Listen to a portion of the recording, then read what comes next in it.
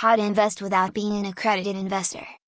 The Securities and Exchange Commission's Regulation D has set certain requirements that investors must meet to be regarded as accredited investors.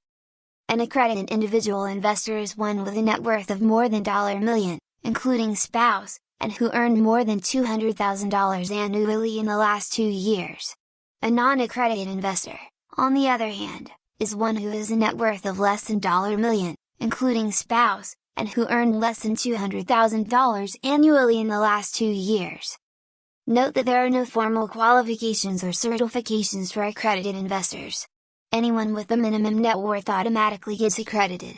So, the only distinction between accredited and non-accredited investors is personal wealth.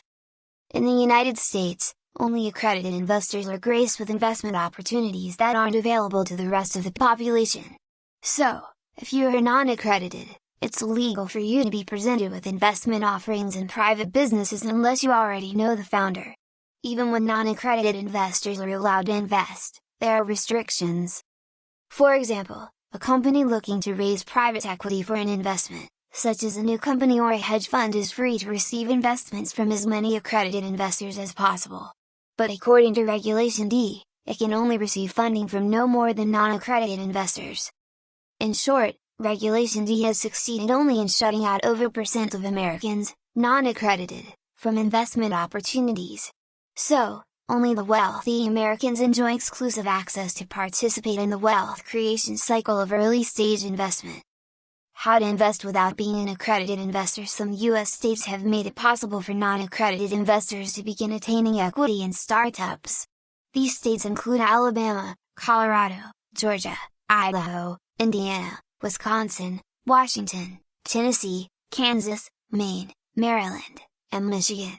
So, if you are based in any of these states, you now have the ability to invest in high-growth, early-stage firms through a model known as crowdfunding. In case you don't know how crowdfunding works, here's a simple explanation. Imagine that you know a talented chef in your neighborhood who is looking to open her own restaurant but cannot provide the required startup funds. And unfortunately, she doesn't know any wealthy angel investors and doesn't have wealth friends or a relative. She will most likely remain dormant with her idea for a long period because it's unlikely that she will raise the money she needs. However, with crowdfunding to the rescue, the same chef might still not know wealth investors, but she does have a large community of colleagues, friends and family, and other people who like her. She takes her business and financial plan to a crowdfunding platform and calls for investors. Then people within her network and local community start to put forward their individual investments into her proposed business. Within a few weeks, the chef had successfully raised 1/5 of the funding required for her restaurant business. She used that to create a strong signal for others that this is an interesting opportunity that they should consider investing in. When more and more people opt to invest in her restaurant business, she eventually gets all the funding she needs. With her business, the chef has created an investing opportunity for many non-accredited investors. Since such an arrangement can and will often take place within existing relationships and communities of people who know, respect, and trust one another, it results in stronger communities and stronger local economies. So, as a non-accredited investor, you can still invest in promising businesses provided your state's laws permit it and you can find a good crowdfunding platform.